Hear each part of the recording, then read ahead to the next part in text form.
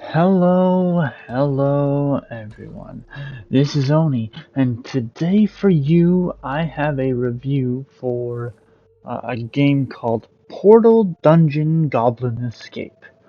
One hell of a name. This is a action game that was developed and published by indie studio Dilly Frame. Um, Now, before we really get into anything, I just want to make it clear that I got a free code for the purpose of this review and other content, mind you, um, but that doesn't affect anything in this review. Um, so, if you'd like to read the written article for this review, it's just in the description down below. And if you follow along with the video, I hope you like the random footage that I think I wasn't standing around in most of it. Anyway, let's just get into it, shall we? When a goblin is trying to escape from his life of servitude, he finds himself in a room full of portals that he then has to work his way through to escape. Can he make it out and save all of his fellow goblins, or will he leave them to toil away forever, mining away rocks for their masters? I just want to come out of the gate right away and say there's literally zero story to the game. You get your opening cutscene, you beat the game cutscene, and that's it. No dialogue, no characters to interact with, absolutely nothing. You're all alone in this world that is filled with monsters, and there's nothing that will fill that void. Not even your own inner dialogue. The gameplay is a little basic, but gave me some chill moments of just relaxing and throwing on some music while I was adventuring through all the portals. As you make your way through all 20 portals, you have to kill a certain amount of enemies and find a key to open a portal at the end of every level. Or, in my case, kill everything you see and destroy every piece of the environment to find the key. But if you don't do that, you don't get coins to be able to upgrade your gear. And literally, 95% of the environment can be smashed. Those bookcases, that candle holder, that shelf on the wall, that part of the wall with a big X on it. It was fantastic in its own little way. As you upgrade your gear, you only really get two things. That being more health and more damage. Never once did I find that I was taking less damage, and this made it a pain to fight the first boss of the game. But literally no other boss.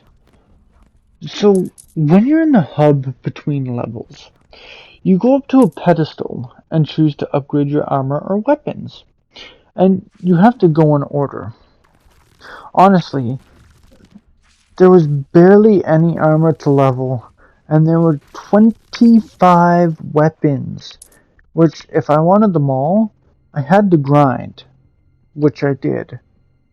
Now, there's also another pedestal that lets you do little daily challenges in the game, but also lets you re-roll them if you have a certain coin.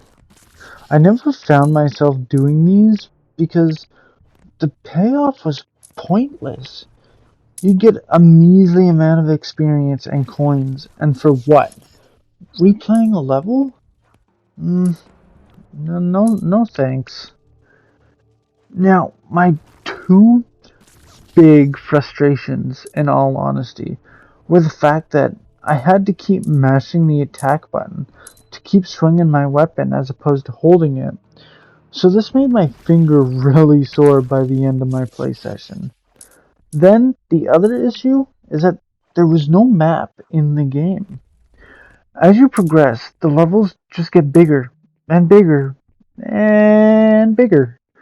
And it's your job to remember where the hell you came from and where you've been when everything looks the exact same. Even the enemy variety is lacking a bit, considering there's 4 different kinds of spiders. Who?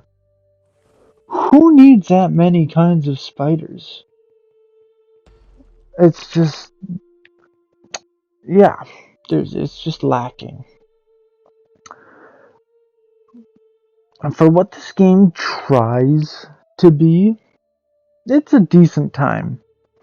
But it has so many issues. I'm not sure I can recommend playing it. And honestly, it's solely because of the game not having a map. There's other dungeon crawlers out there that do have one though. So maybe go and play them instead. And that is why I'm giving Portal Dungeon Goblin Escape, I think I got the name right, a 3 out of 10. Now, I hope you all liked this review. And if you followed along with the video, well, I'm not sure what can be said. But if you'd like to keep up to date with everything I do, my Twitter link is in the description down below. If you'd like to join the Node Gamers Discord channel and keep up to and talk to me about this review or old reviews or life in general, the link is in the description down below. If again you'd like to read the written article or share it around, it's in the description down below. But with that, I hope everyone has a good morning, a good afternoon, and a good night. And until next time, everybody, goodbye.